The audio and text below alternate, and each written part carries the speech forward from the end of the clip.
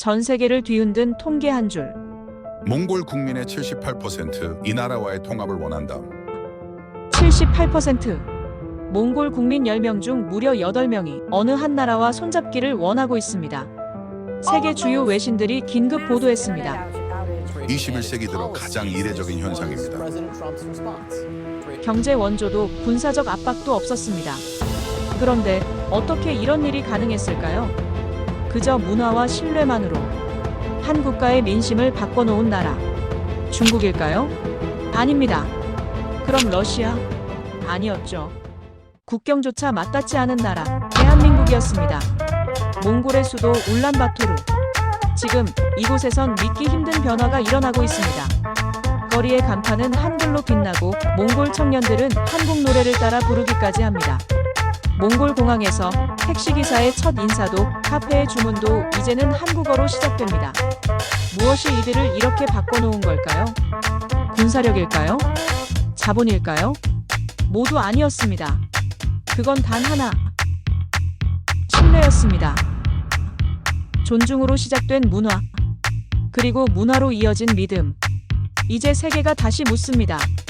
한국은 어떻게 한 나라의 마음을 이렇게까지 움직일 수 있었습니까? 도대체 이곳 몽골에서는 지금 어떤 일이 벌어지고 있는 걸까요? 지금부터 CNN 특파원 에드워드 크로우 씨가 직접 목격하고 경험한 놀라운 이야기 바로 시작합니다. 그 전에 잠깐 1초 만에 누를 수 있는 좋아요 버튼을 꾹 눌러주세요. 영상 제작에 아주 큰 힘이 됩니다. 그럼 지금 바로 시작하겠습니다. 중국은 바로 옆입니다. 러시아도 국경을 맞대고 있습니다. 두 강대국 사이에 낀 작은 나라 몽골. 그런데 거리엔 한글이 넘칩니다. 젊은이들은 한국 노래를 부르고 한국 옷을 입습니다. 대체 무슨 힘으로 이런 일을 해냈습니까? 저는 그 답을 찾으러 왔습니다. 저는 에드워드 크로우입니다.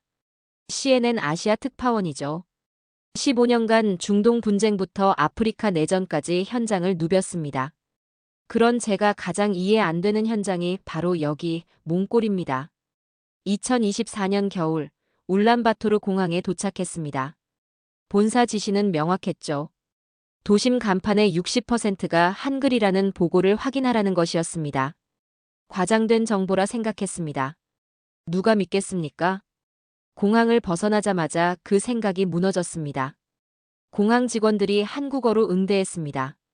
택시 기사 역시 한국식 억양으로 말했죠. 영어보다 한국어가 먼저 나왔습니다. 제 15년 경력에서 본 적 없는 광경이었습니다.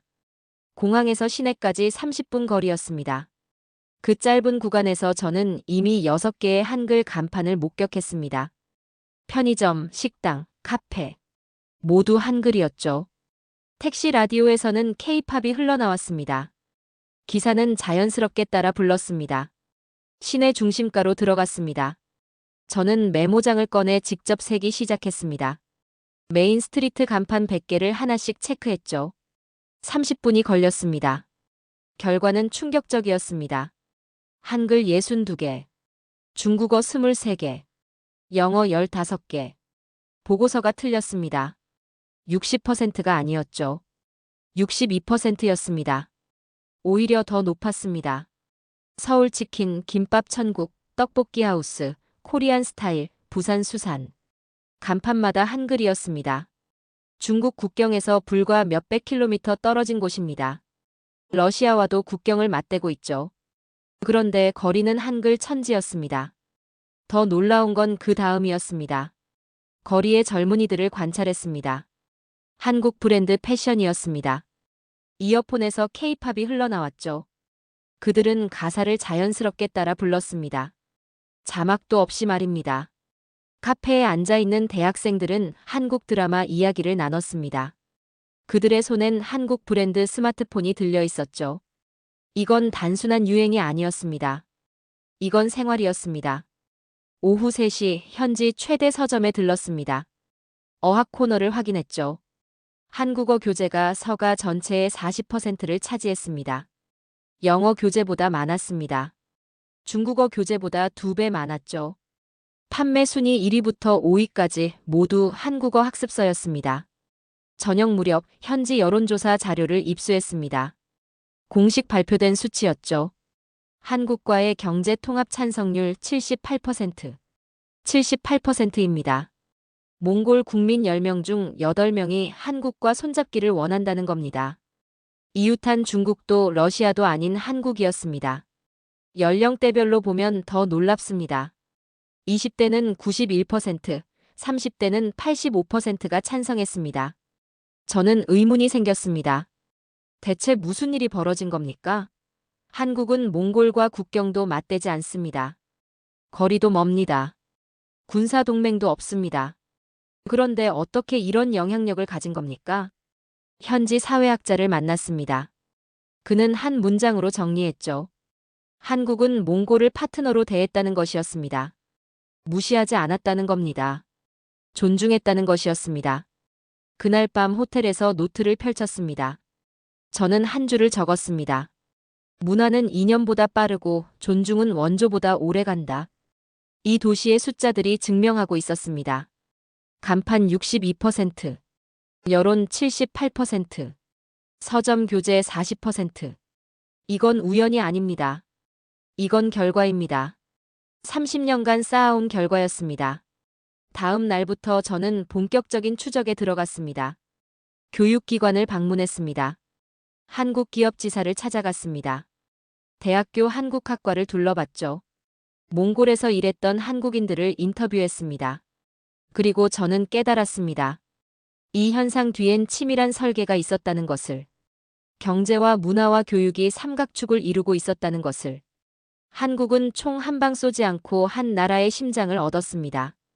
어떻게 가능했습니까? 그 답을 찾기 위해 저는 30년 전으로 거슬러 올라가야 했습니다. 30년 전으로 거슬러 올라갑니다. 1994년 한국인 언어학자 한 명이 몽골에 도착했습니다. 김수진 교수였죠.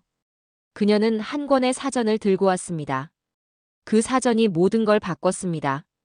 저는 울란바토르 국립대학교를 찾았습니다. 김수진 교수의 연구실이었죠. 그녀는 70대 중반이었습니다. 30년을 이곳에서 보냈습니다. 책장에 낡은 사전 한 권이 꽂혀 있었습니다. 1960년대 북한에서 만든 한국어 마이너스 몽골어 사전이었죠. 그녀가 그 사전을 펼쳐 보여줬습니다. 충격적이었습니다. 사랑이 적으로 번역돼 있었습니다. 평화가 투쟁으로 표기됐죠. 오역이 전체의 70%를 넘었습니다. 이 사전으로 30년간 몽골 사람들이 한국어를 배웠다는 겁니다. 김수진 교수는 그 순간을 기억했습니다. 1994년 처음 이 사전을 봤을 때의 충격을 말이죠. 그녀는 결심했습니다. 제대로 된 사전을 만들겠다고. 15년이 걸렸습니다. 매일 밤 2시간씩 작업했습니다. 단어를 찾아내고 정확한 의미를 대조했죠. 예문을 만들고 현지인들에게 검증받았습니다. 2007년 드디어 첫 번째 한국어 교재가 나왔습니다. 그해 세종학당이 문을 열었습니다. 첫 해 등록자는 120명이었습니다. 많지 않은 숫자였죠. 그러나 2년 뒤 300명으로 늘었습니다. 2010년엔 600명이 됐습니다. 2015년엔 900명을 넘어섰죠. 저는 그 이유를 추적했습니다. 왜 몽골 사람들이 한국어를 배우기 시작했습니까? 답은 명확했습니다. 일자리였습니다. 1990년대 후반 한국 기업들이 몽골에 진출하기 시작했습니다. 현대건설, 롯데, 삼성. 그들은 현지 인력이 필요했죠. 그런데 통역할 사람이 없었습니다. 기존 사전은 엉터리였고 제대로 된 교육기관도 없었습니다. 세종학당이 그 공백을 채웠습니다. 김수진 교수는 밤낮으로 학생들을 가르쳤습니다. 한국어 문법, 회화, 비즈니스 용어. 실무에 바로 쓸 수 있는 내용이었죠. 학생들은 졸업 후 한국 기업에 취직했습니다. 월급이 달랐습니다. 몽골 현지 기업 평균 월급은 50만 투구릭이었습니다. 한국 기업은 120만 투구릭을 줬죠. 2배가 넘었습니다. 한국어를 할 수 있다는 것만으로 말입니다. 소문이 퍼졌습니다. 한국어를 배우면 돈을 번다는 것이었죠. 세종학당 등록자는 매년 늘었습니다. 2020년엔 연간 1000명을 넘어섰습니다. 현재는 1200명이 대기 중입니다. 수용 인원을 초과했죠. 그러나 문제가 있었습니다. 여전히 표준이 없었다는 겁니다. 김수진 교수는 다시 작업에 들어갔습니다. 2010년부터 2022년까지 12년간 표준 사전을 만들었죠. 총 2만 개 단어, 예문 6만 개. 현대 한국어의 모든 것이 담겼습니다. 2022년 그 사전이 출판됐습니다. 몽골 정부가 움직였습니다. 그 사전을 공식 통역 시험 기준으로 채택했죠. 이제 한국 기업과 계약하려면 이 사전 기준으로 시험을 봐야 합니다. 정부 공식 통역사 자격증도 이 사전으로 평가됩니다. 표준이 만들어진 겁니다. 저는 세종학당 졸업생 한 명을 만났습니다. 28세 남성이었죠. 그는 현재 한국무역회사에서 일하고 있었습니다. 월급은 200만 투구릭. 몽골 평균의 4배였습니다. 그에게 물었습니다. 한국어가 왜 중요하냐고. 그는 간단히 답했습니다. 한국어 없이는 한국 기업 계약서를 번역할 수 없다고. 계약서를 번역할 수 없으면 일을 할 수 없다고. 일을 할 수 없으면 돈을 벌 수 없다고. 언어는 이제 경제 인프라가 됐습니다. 저는 노트에 적었습니다. 표준은 신뢰다. 신뢰는 경제로 확장된다. 김수진 교수 한 사람이 15년을 바쳐 만든 사전 한 권. 그 사전이 몽골 청년 1만 명의 인생을 바꿨습니다. 그 1만 명이 한국 기업 450개와 몽골을 연결했죠. 교육은 사람을 키웠습니다. 사람은 산업을 만들었습니다. 산업은 도시를 바꿨습니다. 이제 저는 다음 질문으로 넘어가야 했습니다. 경제가 어떻게 문화로 확장됐는가? 언어는 길을 열었습니다. 그러나 길만으로는 부족했죠. 사람이 움직여야 했습니다. 1990년대 말 몽골은 붕괴된 소련의 그늘에서 벗어나지 못하고 있었습니다. 실업률 37%, 국내 총생산 마이너스 23%, 겨울은 7개월간 영하 30도였죠. 일할 수 있는 기간은 5개월뿐이었습니다. 그 공백을 메운 건 한국이었습니다. 1998년 현대건설이 몽골 노동자 500명을 모집했습니다. 지원자는 2만 명이 몰렸죠. 경쟁률 40대 1이었습니다. 선발된 이들은 한국으로 떠났습니다. 3년 후 그들이 돌아왔습니다.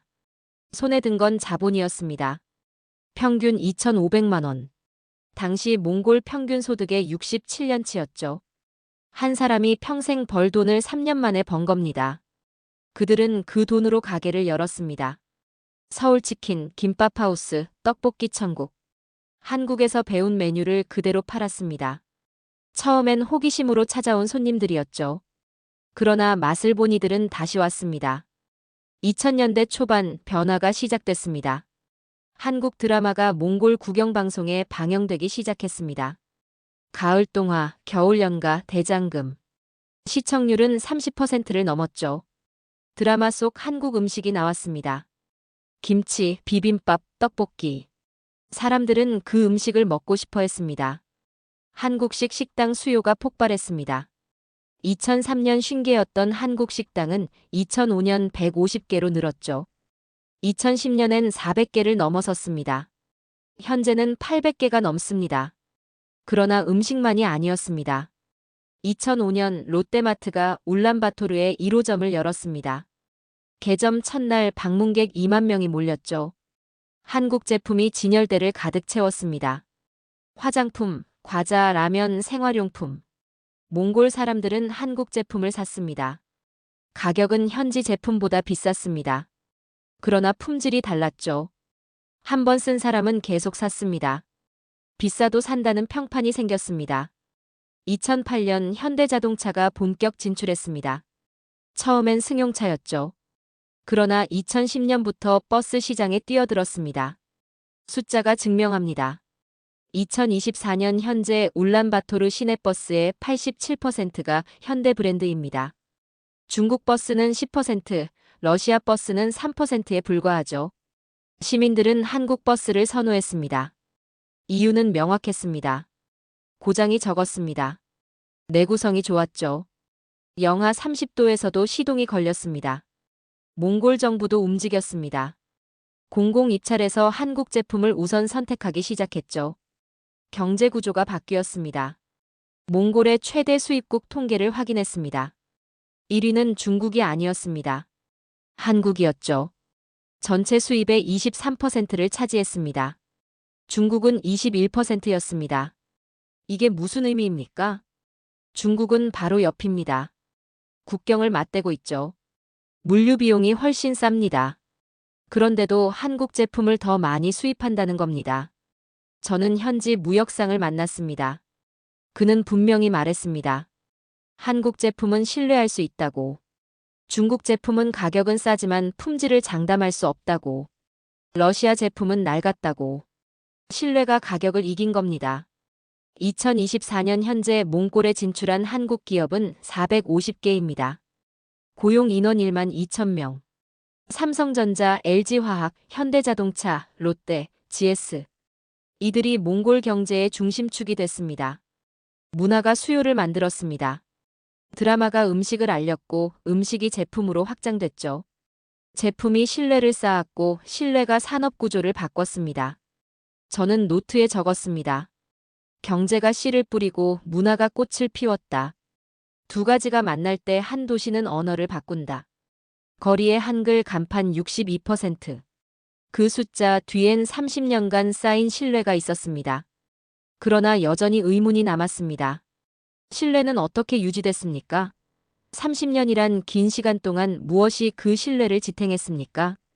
그 답을 찾기 위해 저는 2020년으로 시간을 옮겨야 했습니다.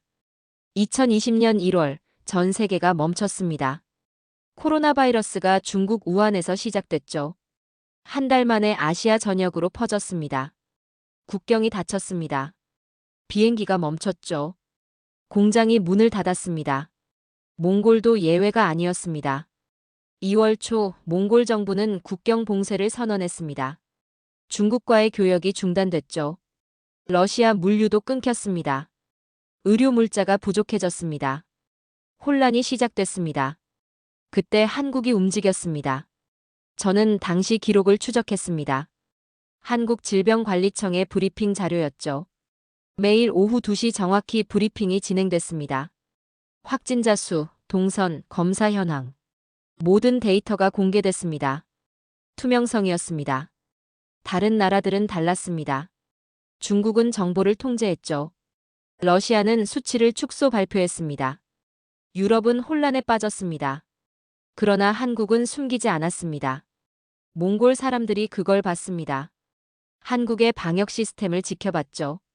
드라이브스루 검사소, 24시간 가동되는 검사 시스템, 실시간 확진자 동선 공개. 신뢰가 쌓였습니다. 3월 몽골 정부가 진단키트 긴급 수입을 결정했습니다. 선택지는 3개였죠. 중국, 러시아, 한국. 몽골은 한국을 택했습니다. 한국산 진단키트 정확도는 98%였습니다. 중국산은 70%, 러시아산은 65%였죠. 가격은 한국 제품이 더 비쌌습니다. 그러나 몽골 정부는 한국 제품 전량을 수입했습니다. 생명이 걸린 문제였기 때문입니다. 4월 첫 번째 진단키트가 울란바토르에 도착했습니다. 5만 개였죠. 공항에서 바로 병원으로 운송됐습니다. 결과는 정확했습니다. 몽골 보건부 장관이 공식 발표했습니다.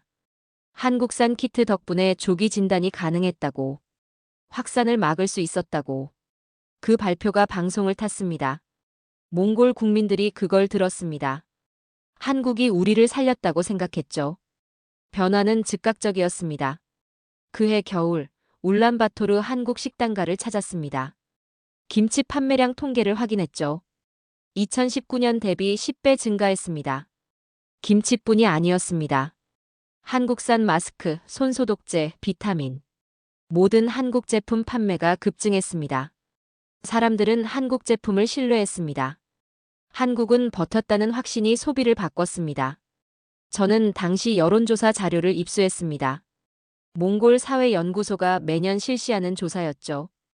2019년 한국과의 경제 통합 찬성률 52%, 2021년 68%, 2023년 78%. 3년 만에 26%포인트 상승했습니다.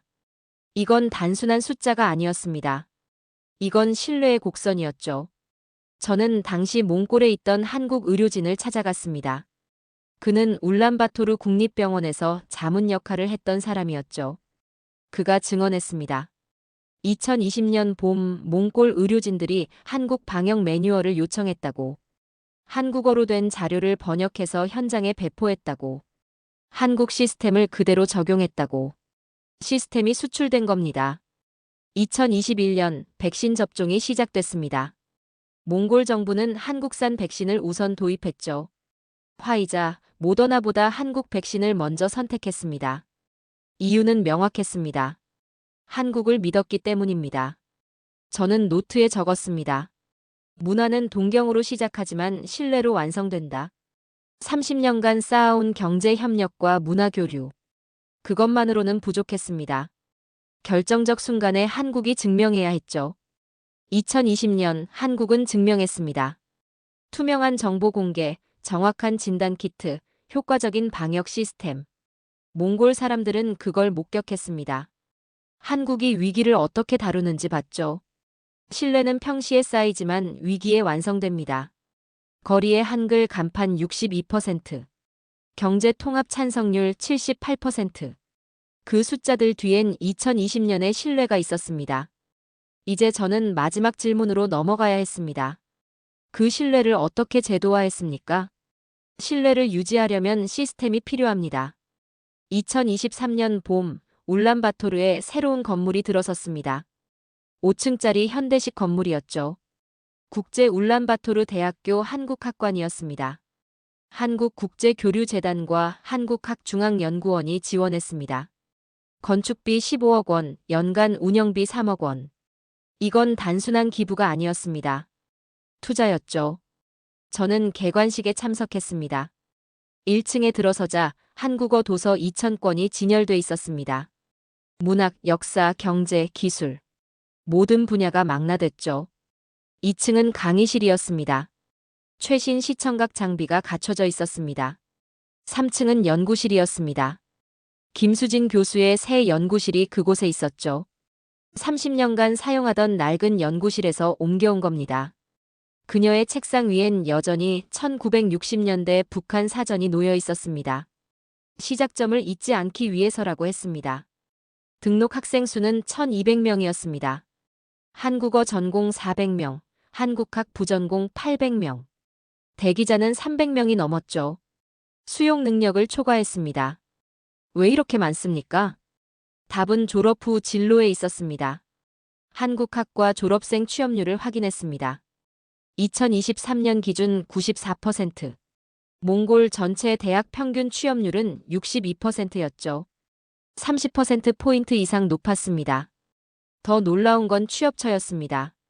졸업생의 67%가 한국 기업에 취직했습니다. 삼성전자, LG화학, 현대자동차, 롯데, 포스코. 이들 기업 몽골 지사의 핵심 인력이 모두 이 대학 출신이었죠. 평균 초봉을 조사했습니다. 한국학과 졸업생 평균 초봉 180만 투구릭. 몽골 일반 대졸 초봉 70만 투구릭. 2.5배 차이였습니다. 학생들은 계산했습니다.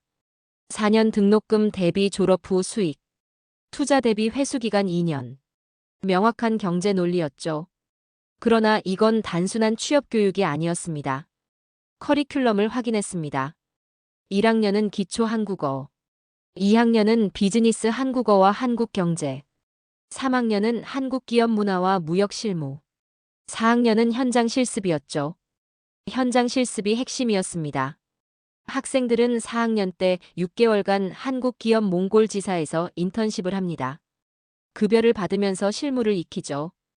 인턴 기간 중 70%가 정규직 제안을 받습니다. 교육과 산업이 직결된 겁니다. 저는 4학년 학생 한 명을 만났습니다. 22세 여학생이었죠. 그녀는 현대자동차 몽골 지사에서 인턴으로 일하고 있었습니다. 그녀에게 물었습니다. 왜 한국학을 선택했느냐고. 대답은 현실적이었습니다. 미래가 보였기 때문이라고. 한국 기업이 몽골에서 계속 성장하고 있다고. 한국어를 하면 기회가 열린다고. 동경이 아니었습니다. 계산이었죠. 교수진 구성도 체계적이었습니다. 한국인 교수 5명, 몽골인 한국학 박사 8명, 한국 기업 출신 실무 강사 12명. 이론과 실무가 결합됐습니다. 한국 정부의 지원도 지속적이었습니다. 매년 교환학생 프로그램으로 50명을 한국에 보냅니다. 서울대, 연세대, 고려대. 1년간 학비 전액과 생활비를 지원받죠. 돌아온 학생들은 한국 문화를 직접 경험한 증인이 됩니다. 연구 협력도 활발했습니다. 한국학중앙연구원과 공동 연구 프로젝트가 연간 10억 원 진행됩니다. 몽골-한국 경제 협력, 문화 교류, 언어 정책. 학문적 기반이 쌓이고 있었죠. 김수진 교수가 말했습니다. 우리는 언어를 가르친 게 아닙니다. 기회를 가르쳤습니다. 그 말이 정확했습니다. 저는 연구실 창밖을 내다봤습니다. 캠퍼스를 걷는 학생들이 보였죠. 그들은 한국어로 대화하고 있었습니다. 자연스럽게, 능숙하게. 30년 전 김수진 교수가 낡은 사전 한 권 들고 왔을 때 누가 이 광경을 상상했겠습니까? 거점 대학은 단순한 교육기관이 아니었습니다. 이건 한국과 몽골을 잇는 파이프라인이었죠. 매년 400명의 졸업생이 이 파이프를 통해 한국 경제권으로 진입합니다. 저는 노트에 적었습니다. 문화가 씨앗이라면 교육은 뿌리다. 한국은 그 뿌리를 심었다. 이제 마지막 질문이 남았습니다. 이 모든 것이 몽골의 미래를 어떻게 바꾸고 있습니까? 신뢰와 교육만으로는 부족합니다. 경제의 실체가 필요하죠. 몽골은 자원의 나라입니다. 구리, 석탄, 금, 우라늄. 땅속에 묻혀있는 부가 엄청납니다. 추정 매장량만 1조 달러가 넘요. 그러나 개발할 기술이 없었습니다. 1990년대 소련 붕괴 후 몽골은 혼란에 빠졌습니다. 광산 기술자들이 떠났죠. 장비는 낡았습니다. 자본도 없었습니다. 중국이 들어왔습니다. 2000년대 초반 중국 기업들이 몽골 광산에 투자하기 시작했죠. 저렴한 가격으로 채굴권을 샀습니다. 광물을 중국으로 실어 날랐습니다. 문제가 생겼습니다. 몽골에 남는 게 없었습니다. 일자리도 적었고 기술 이전도 없었죠. 광물만 빠져나갔습니다. 몽골 정부는 불만이 쌓였습니다. 2010년 방향을 바꿨습니다. 몽골 정부가 새로운 광산 개발 정책을 발표했습니다. 단순 채굴이 아닌 기술 협력 방식이었죠. 현지 고용 의무화, 기술 이전 조건, 환경 보호 기준. 한국 기업들이 움직였습니다. 포스코가 가장 먼저 들어왔습니다. 2011년 몽골 남부 광산 지역에 투자했죠. 중국 기업과 달랐습니다. 현지 인력을 고용했습니다. 기술 교육을 시켰습니다. 숫자가 말해줍니다. 포스코 광산 현지 고용 비율 73%, 중국 광산 평균 35%, 2배 이상 차이였습니다. 몽골 노동자들이 직접 채굴 기술을 배웠죠. 급여도 달랐습니다. 포스코 광산 평균 월급 150만 투구릭, 한국 돈으로 약 52만 원입니다. 중국 광산 평균 90만 투구릭, 약 31만 원이죠. 한국 기업이 60% 더 많이 줬습니다. 소문이 퍼졌습니다. 한국 기업은 다르다는 것이었죠. 2015년 한국광물자원공사가 추가 투자했습니다. 구리와 금 광산이었죠. 채굴뿐 아니라 제련 기술도 이전했습니다. 제련이 핵심이었습니다. 원광석을 그대로 수출하면 가격이 낮습니다. 제련해서 정제하면 가격이 3배 올라가죠. 그 기술을 한국이 가르쳤습니다. 2018년 울란바토르 근교에 제련소가 세워졌습니다. 한국 기술로 지어진 시설이었죠. 몽골 기술자 200명이 그곳에서 일했습니다. 평균 월급 180만 투구릭, 한국 돈으로 약 62만 원이었습니다. 산업 구조가 바뀌기 시작했습니다. 원자재 수출국에서 가공 수출국으로 전환되고 있었죠. 한국 기업들이 그 전환을 이끌었습니다. 저는 현장을 방문했습니다. 포스코 광산에서 200km 떨어진 곳이었죠. 사막 한가운데 현대식 시설이 서 있었습니다. 태양광 패널이 지붕을 덮고 있었습니다. 환경기술이었습니다. 한국 기업들은 채굴하면서 환경을 복구했습니다. 중국 광산은 달랐죠. 채굴 후 땅을 그대로 방치했습니다. 오염이 심각했습니다. 몽골 환경부 통계를 확인했습니다. 한국 기업 광산 환경 복구율 89%, 중국 기업 평균 34%. 차이가 명확했습니다. 현지 주민들이 그걸 봤습니다. 2020년 몽골 의회가 광산법을 개정했습니다. 환경 복구 의무를 강화했죠. 한국 기업 방식이 법적 기준이 됐습니다. 기술뿐이 아니었습니다. 한국은 몽골의 자원을 필요로 했습니다. 구리는 전자산업에, 우라늄은 원자력 발전에, 석탄은 철강 산업에 필수였죠. 2024년 현재 한국의 몽골산 광물 수입 비중을 조사했습니다. 구리 18%, 석탄 23%, 히토류 12%. 상당한 비중이었습니다. 중국 의존도를 낮추는 효과도 있었죠. 이건 단순한 거래가 아니었습니다. 한국은 자원을 얻었고 몽골은 기술을 얻었습니다. 한국은 시장을 확보했고 몽골은 일자리를 얻었죠. 상호 의존 구조가 만들어졌습니다. 저는 광산 기술자 한 명을 만났습니다. 35세 남성이었죠. 그는 10년 전 포스코 광산에 입사했습니다. 한국 기술자들에게 배웠습니다. 지금은 현장 책임자입니다. 월급 200만 투구릭, 한국 돈으로 약 69만 원을 받습니다. 그에게 물었습니다. 한국 기업이 중국 기업과 다른 점이 뭐냐고. 그는 간단히 답했습니다. 한국은 우리를 키운다고. 중국은 우리를 쓴다고. 그 차이가 30년을 만들었습니다. 몽골 일반 광산 노동자 평균 월급은 70만 투구릭, 한국 돈으로 약 24만 원입니다. 한국 기업 광산은 그보다 2배 이상 줍니다. 숫자가 증명했습니다. 저는 노트에 적었습니다. 자원은 땅에서 나오지만 신뢰는 사람에게서 나온다. 몽골의 한글 간판 62%. 그 뒤엔 광산도 있었습니다. 공장도 있었습니다. 재련소도 있었죠. 한국이 심은 기술이 그곳에서 자라고 있었습니다. 2024년 현재 포스코를 비롯한 한국 광산 기업들이 몽골에 고용한 인력은 3,500명입니다. 그들의 가족까지 합하면 1만 명이 넘습니다. 한 마을이 한국 기업으로 먹고 사는 겁니다. 이제 마지막 확인이 필요했습니다. 이 모든 변화를 몽골 청년들은 어떻게 보고 있습니까?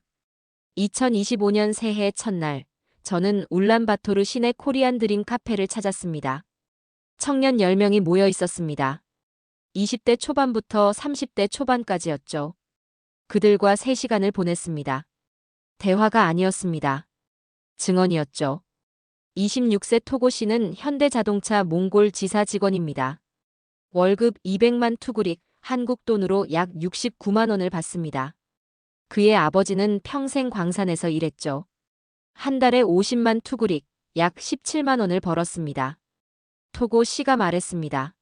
아버지가 평생 일해도 자기 월급을 못 번다고. 숫자가 말해주고 있었습니다. 한 세대 만에 소득이 4배 늘었다는 것을. 22세 바야르마 씨는 서울대 교환학생으로 선발됐습니다. 1년 전 일이죠.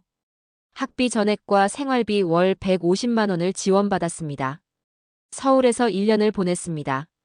그녀가 증언했습니다. 12살 때 BTS 노래를 처음 들었다고.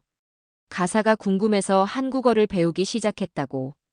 8년이 지난 지금 한국어가 제2의 언어가 됐다고. 이건 단순한 팬심이 아니었습니다. 바야르마 씨는 졸업 후 한국무역회사에 취직이 확정됐습니다.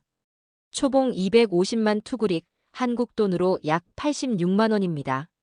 몽골 대졸 평균 초봉 70만 투구릭, 약 24만 원의 3.5배였죠. 30대 초반 사업가 앵그드 씨를 만났습니다. 그는 울란바토르에서 한국식 카페 체인을 운영합니다. 현재 5개 매장이죠. 연 매출 15억 투구릭, 한국 돈으로 약 5억 2천만 원입니다. 그가 말했습니다. 한국은 60년 전 몽골보다 가난했다고. 그런데 지금은 기술로 세계를 이긴다고. 그 과정이 몽골의 교과서라고. 동경이 아니었습니다. 분석이었죠. 저는 통계를 확인했습니다. 몽골 20대의 91%가 한국과의 경제 통합을 찬성합니다.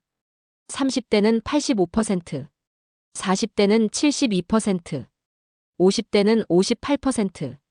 세대가 내려갈수록 찬성률이 높아집니다. 이게 무슨 의미입니까? 10년 후 몽골의 중심 세대는 지금의 20대입니다. 그들의 91%가 한국과 손잡기를 원합니다.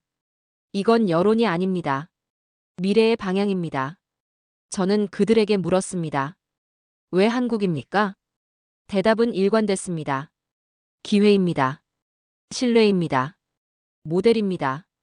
추상적 표현이 아니었습니다. 구체적 경험에서 나온 결론이었죠. 28세 남성은 세종학당을 졸업하고 삼성전자 몽골 서비스 센터에서 일합니다. 월급 220만 투구릭, 한국 돈으로 약 76만 원입니다. 그의 형은 중국 기업에서 일하죠. 월급 100만 투구릭, 약 35만 원입니다. 같은 나이, 같은 학력. 차이는 언어였습니다. 24세 여성은 한국 화장품 유통업체에서 일합니다. 한국 제품을 몽골에 들여오는 일이죠. 월급 180만 투구릭, 한국 돈으로 약 62만 원입니다. 2년 전만 해도 식당에서 일했습니다. 월급 60만 투구릭, 약 21만 원이었죠. 3배가 올랐습니다. 한국어를 배운 후였습니다. 저는 질문을 바꿨습니다. 중국과 러시아는 어떻습니까? 침묵이 흘렀습니다. 한 명이 조심스럽게 답했습니다. 중국은 이웃이지만 파트너는 아니라고. 러시아는 과거의 그림자라고. 한국은 미래라고. 정치적 답변이 아니었습니다. 경제적 계산이었죠. 중국 기업 몽골 지사 평균 급여 90만 투구릭, 약 31만 원. 한국 기업 평균 180만 투구릭, 약 62만 원. 러시아 기업 평균 80만 투구릭, 약 28만 원. 숫자가 선택을 만들었습니다. 저는 마지막 질문을 했습니다. 한국을 닮고 싶습니까? 그들은 고개를 저었습니다. 닮고 싶은 게 아닙니다. 한국처럼 성장하고 싶습니다. 그 차이가 중요했습니다. 종속이 아니라 동반 성장. 모방이 아니라 학습. 의존이 아니라 협력. 몽골 청년들은 한국을 우상으로 보지 않았습니다. 모델로 봤죠. 60년 전 폐허에서 시작해 기술 강국이 된 과정. 그 과정을 배우고 싶어 했습니다. 저는 카페를 나왔습니다. 거리엔 여전히 한글 간판이 넘쳤습니다. 서울 치킨, 부산 횟집, 강남 스타일. 젊은이들이 한국 노래를 들으며 걸어갔죠. 이건 문화 침략이 아니었습니다. 선택이었습니다. 30년 전 한국이 심은 씨앗이 자라고 있었습니다. 교육, 경제, 문화. 3가지가 하나로 엮였습니다. 그 중심엔 신뢰가 있었죠. 저는 노트에 적었습니다. 세대가 바뀌면 나라가 바뀐다. 몽골의 새 세대는 한국을 선택했다. 숫자가 증명했습니다. 20대 91%, 30대 85%. 이 숫자들이 10년 후 몽골을 만들 겁니다. 이제 마지막 정리가 필요했습니다. 이 모든 현상이 세계에 던지는 메시지는 무엇입니까? 2025년 1월 3일, 저는 CNN 본사로 보낼 최종 리포트를 작성했습니다. 30년의 기록을 정리하는 작업이었죠. 첫 문장을 이렇게 시작했습니다. 한글이 도시를 덮었다. 그러나 그 아래엔 더 깊은 구조가 있다. 1994년 김수진 교수가 몽골에 도착했습니다. 낡은 사전 한 권을 들고 왔죠. 15년간 밤마다 2시간씩 작업했습니다. 2만 개 단어, 6만 개 예문. 2022년 표준 사전이 완성됐습니다. 그 사전이 길을 열었습니다.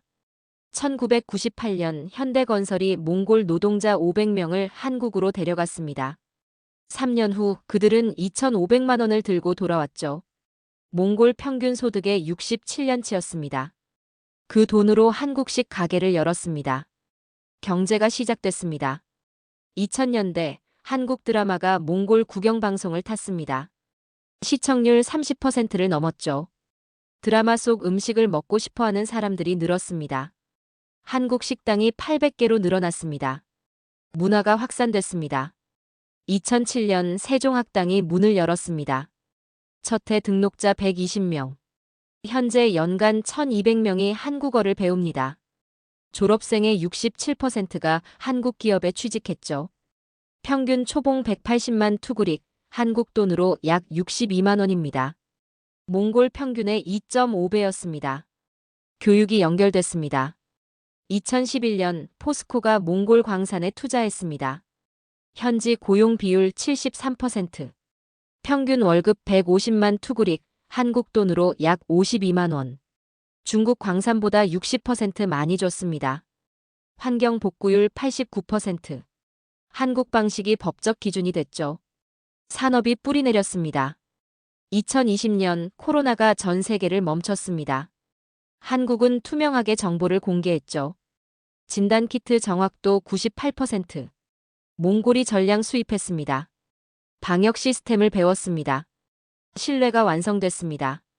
위기가 증명했습니다. 2023년 국제 울란바토르 대학교에 한국학관이 세워졌습니다. 5층 건물, 연간 운영비 3억 원. 등록 학생 1200명. 졸업생 취업률 94%. 교육과 산업이 직결됐죠. 제도가 완성됐습니다. 2024년 저는 울란바토르 메인 스트리트 간판 100개를 셌습니다. 한글 62개, 중국어 23개, 영어 15개. 여론조사 결과 한국과의 경제통합 찬성률 78%, 20대는 91%였죠. 결과가 나타났습니다. 30년입니다. 한 세대가 지나는 시간이죠. 그 시간 동안 한국은 3가지를 했습니다. 첫째, 경제협력. 일자리를 주고 기술을 가르쳤습니다. 둘째, 문화 확산. 드라마와 음악으로 동경을 만들었습니다. 셋째, 교육 투자. 언어를 가르치고 기회를 열었습니다. 3가지가 삼각축을 이뤘습니다. 경제가 씨를 뿌렸습니다. 문화가 꽃을 피웠습니다. 교육이 뿌리를 내렸죠. 그리고 신뢰가 그 모든 것을 지탱했습니다. 저는 리포트에 썼습니다. 이것이 21세기형 소프트 파워의 완성이다. 강대국들은 무기를 앞세웁니다. 군사기지를 짓고 영향력을 확보하죠. 그러나 한국은 달랐습니다. 한국은 언어를 남겼습니다. 몽골 청년 1만 명이 한국어를 구사합니다. 그들이 한국 기업 450개와 몽골을 연결합니다. 연간 교역액 30억 달러. 한국은 몽골 최대 수입국입니다. 이건 종속이 아닙니다. 협력입니다. 중국은 자원을 가져갔습니다. 한국은 기술을 남겼죠. 러시아는 과거의 그림자였습니다. 한국은 미래의 파트너였습니다. 숫자가 증명합니다. 한국 기업 평균 급여 180만 투구릭, 약 62만 원. 중국 기업 90만 투구릭, 약 31만 원. 러시아 기업 80만 투구릭, 약 28만 원. 몽골 청년들이 선택했습니다. 저는 울란바토르 공항으로 향했습니다. 마지막 날이었죠. 택시 라디오에서 BTS의 다이너마이트가 흘러나왔습니다. 운전기사가 한국어로 따라 불렀습니다. 창밖으로 한글 간판들이 스쳐 지나갔습니다. 서울 치킨, 부산 횟집, 강남 카페, 김밥 천국. 몽골 수도 한복판이었습니다. 그러나 한글이 지배했습니다. 저는 조용히 말했습니다. 이건 제국이 만든 질서가 아니다. 문화가 만든 연대다. 15년간 분쟁 지역을 다녔습니다. 군사력으로 얻은 영향력을 봤죠. 그건 두려움이었습니다. 언제든 무너질 수 있는 구조였습니다. 그러나 몽골에서 본 건 달랐습니다. 신뢰였습니다. 30년간 쌓아올린 신뢰. 일자리로 시작해 문화로 확산되고 교육으로 뿌리내린 신뢰. 위기 속에서 증명된 신뢰. 그 신뢰가 한글 간판 62%를 만들었습니다. 저는 최종 리포트의 마지막 문장을 썼습니다. 한국은 군사력도 원조도 아닌 존중으로 한 나라의 마음을 얻었다. 이것이 21세기형 동맹의 원형이다. 몽골의 한글 간판은 단순한 유행이 아니다. 그건 신뢰가 시각화된 풍경이다. 그리고 한국은 그 믿음을 얻을 자격이 있다. 비행기가 이륙했습니다. 창밖으로 울란바토르가 작아졌습니다. 도시의 불빛들이 반짝였죠. 그 불빛 사이로 한글 간판들이 보였습니다. 30년의 시간이 만든 풍경이었습니다. 저는 노트를 덮었습니다.